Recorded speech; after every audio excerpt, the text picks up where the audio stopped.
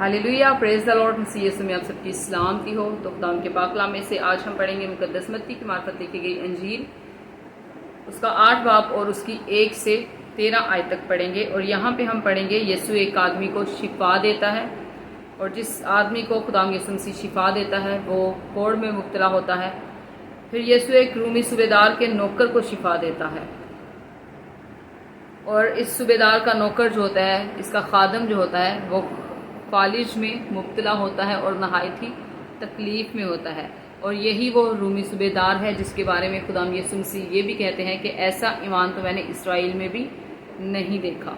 तो आइए हम खुदा की पाक कलाम में से पढ़ेंगे मुकद्दस मत्ती की मार्फत लिखी गई अंजील, उसका 8 बाब और उसकी पहली आयत से 13 आयत तक। खुदा के पाक कलाम में यूँ लिखा है, जब वो उस पहाड़ से उतरा तो बहुत सी भीड़ उसके पीछे हो ली, और देखो एक कोढ़ी ने पास आकर उसे सजदा किया और कहा, ऐ खुदावन, अगर तू चाहे तो मुझे पाक साफ कर सकता है। उसने हाथ बढ़ाकर उसे छुआ और कहा, मैं चाहता हूं तू पाक साफ हो जा। वो फौरन कोढ़ से पाक साफ हो गया। यीशु ने उससे कहा, खबरदार किसी से ना कहना, बल्कि जाकर अपने तई काहिन को दिखा, और जो नज़र मूसा ने मुकर्रर की है उसे गुजरान, ताकि उसके लिए गवाही हो। फिर आगे हम रूमी सूबेदार के नौकर के बारे में पढ़ेंगे।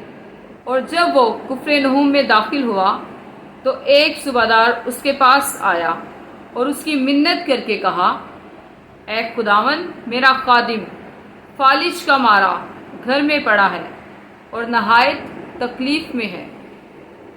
उसने उससे कहा, मैं आकर उसको शिफा दूंगा।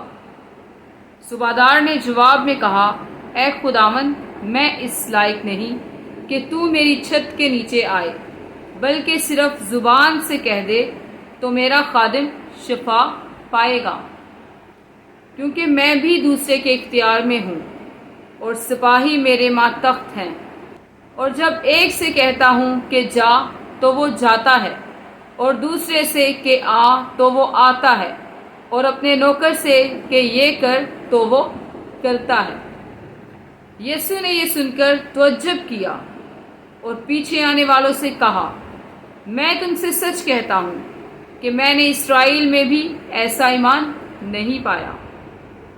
और मैं तुमसे कहता हूँ कि बथेरे पूरब और पश्चिम से आकर इब्राहिम और इसहाक और याकूब के साथ आसमान की बादशाही की ज़ियाफत में शरीक होंगे, मगर बादशाही के बेटे बाहर अंधेरे में डाले जाएंगे, वहाँ रोना और दांत पीसना होगा। और यीशु ने सूबेदार से कहा, जा, जैसा तूने एतकाद किया तेरे लिए वैसा ही हो। और उसी घड़ी खादिम ने शिफा पाई। खुदा का पाक कलाम पढ़े जाने और सुने जाने पर खुदा की बरकत आप सब पर हो। खुदा का शुक्र हो। आमीन।